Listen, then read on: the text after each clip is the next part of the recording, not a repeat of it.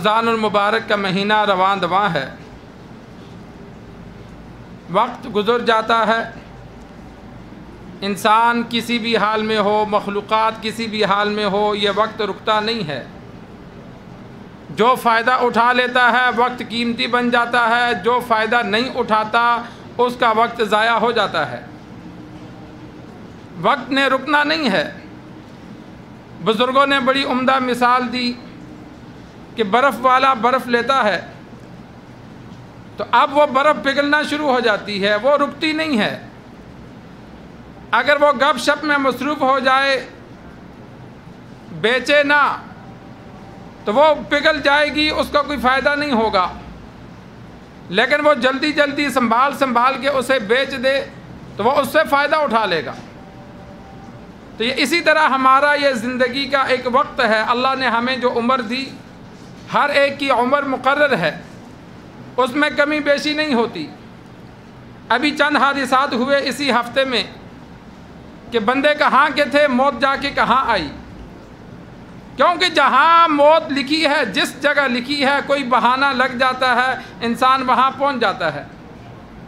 ہمارے علاقے کے نوجوان تھے، ابھی ووٹ دینے بلدیاتی انتخابات تھے، تو وہ منسیرہ گئے، گاڑی پہ بیٹھے تو پنڈی سے پہلے چکری پر گاڑی خراب ہو گئی، گاڑی کنارے پہ لگائی، گاڑی سے اتر کر کنارے پر بیٹھے ہوئے تھے۔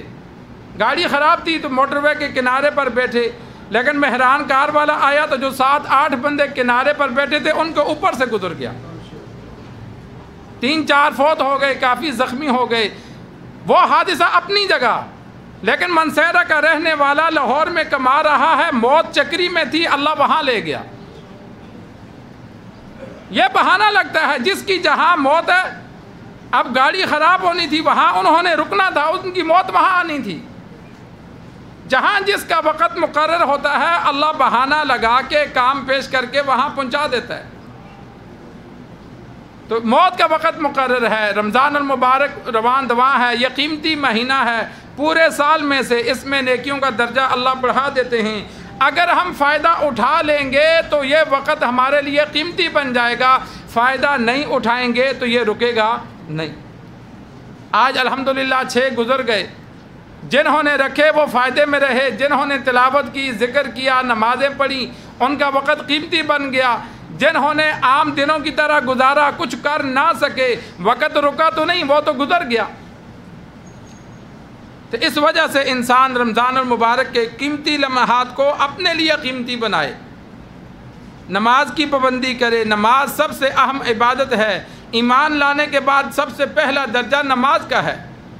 جس کی نماز مکمل ہے اس کے باقی ارکان اللہ مکمل رکھتا ہے، جس کی نماز مکمل نہیں تو اس کے باقی معاملات بھی ادھورے ہیں۔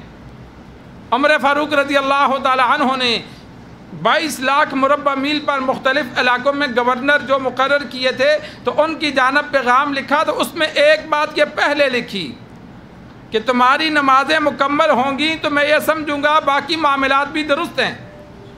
اگر تمہاری نمازوں میں کمی بیشی ہو گئی تو میں یہ سمجھوں گا کہ باقی معاملات بھی درست نہیں ہیں۔ کل میدان حشر میں بھی یہی معاملہ ہوگا کہ انسان کی نمازیں اگر مکمل آئیں تو باقی معاملات میں اللہ آسانی فرما دیں گے۔ تو جو سب سے اہم عبادت ہے، ایمان اور کفر کے درمیان فرق کرنے والی جو چیز ہے وہ نماز ہے۔ تو ہم اپنی نماز کو دیکھیں کہ ہم اپنی نماز کی کتنی پابندی کرتے ہیں۔ صحابہ کرام رضوان اللہ تعالی علیہم اجمعین کی دور میں جو بڑے سے بڑا منافق ہوتا تھا وہ بھی پہلی صف میں بیٹھتا تھا۔ قرآن مجید میں اللہ نے ان کی یہ صفت نہیں بیان فرمائی کہ وہ نماز نہیں پڑھتے، بلکہ یہ صفت بیان کی کہ وہ نماز پڑھتے ہیں لیکن سستی کے ساتھ۔ صحابہ فرماتے ہیں جب وہ نماز کے لیے آتے تو ایسے لگتا جیسے کوئی پکڑ کے لا رہا ہے۔ ایک بندہ خوشی سے آتا ہے، ایک بندہ مجبوری سے آتا ہے، دونوں کے چال چلن میں فرق ہوتا ہے۔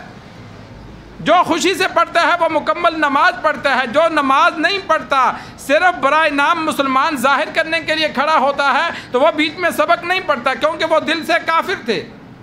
تو کافر نے تو نماز کا سبق نہیں پڑھنا۔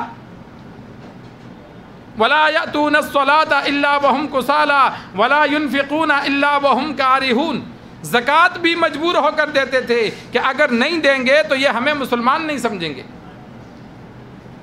تو کافر بھی اپنے آپ کو مسلمان ظاہر کرنے کے لیے وہ نماز کی پابندی کرتا تھا کہ اگر ہم نماز کی پابندی نہیں کریں گے، زکوٰۃ ادا نہیں کریں گے تو ہمارا شمار مسلمانوں میں نہیں ہوگا۔